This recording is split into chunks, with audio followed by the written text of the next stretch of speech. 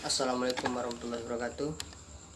Perkenalkan, nama saya Ari Hardianto, NIM J1A117094. Saya mahasiswa Universitas Jambi, jurusan Teknologi Hasil Pertanian.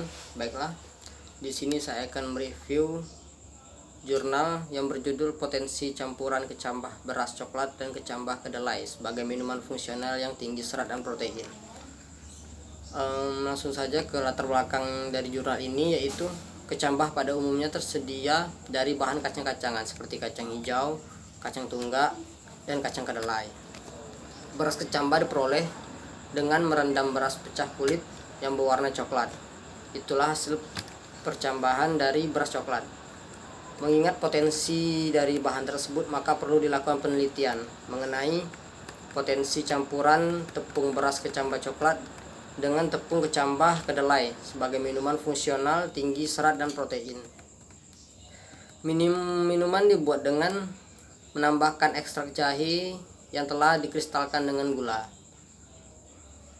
Ada pula deskripsi dari produk ini.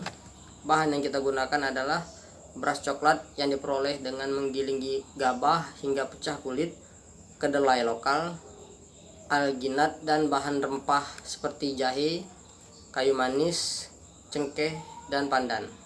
Bahan itu untuk analisis protein dan serat. Adapun alat-alat yang kita gunakan untuk menganalisis kadar protein dan kadar seratnya secara berurutan adalah sebagai berikut: neraca analitik, biuret, gelas ukur, pengaduk, labu, desilator, labu destilasi, pipet volume, Erlenmeyer, oven, desikator, dan kurv porselin. Langsung saja kita ke pengujian produk minuman fungsional ini, yaitu kadar protein tertinggi pada perlakuan pencampuran tepung kecambah beras coklat dan kecambah kedelai adalah 10/90% sebanyak 35,20 gram. Sedangkan kadar protein terendah pada perlakuan campuran tepung kecambah beras coklat dan tepung kecambah kedelai adalah 50/50% sebanyak 18,87 gram. Semakin tinggi proporsi tepung kecambah kedelai kadar protein, semakin tinggi pula tepung kecambah kedelai mempunyai kadar protein yang lebih tinggi dibanding dengan tepung kedelai dan bahan lainnya. Protein tepung kecambah kedelai meningkat menjadi 135,79% dibanding dengan kandungan tepung kedelai. Tepung kecambah beras coklat menunjukkan hal yang sebaliknya. Kadar protein tepung kecambah sedikit lebih rendah dibanding kadar protein beras coklat, turun menjadi 95%.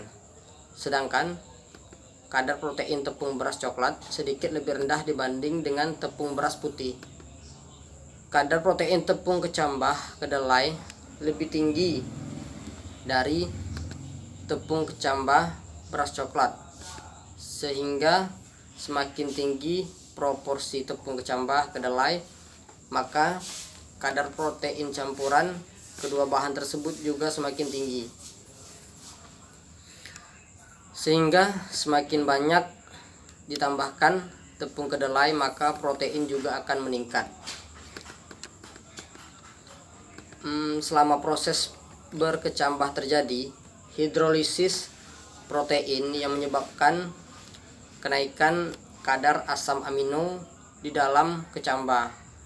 Tepung kecambah beras coklat dan kecambah kedelai dapat digunakan sebagai bahan minuman, namun diperlukan perlakuan pendahuluan yang dapat meningkatkan cita rasa dengan mengurangi rasa dan aroma yang kurang enak, diantaranya dengan di bleaching sebelum dilakukan pengeringan.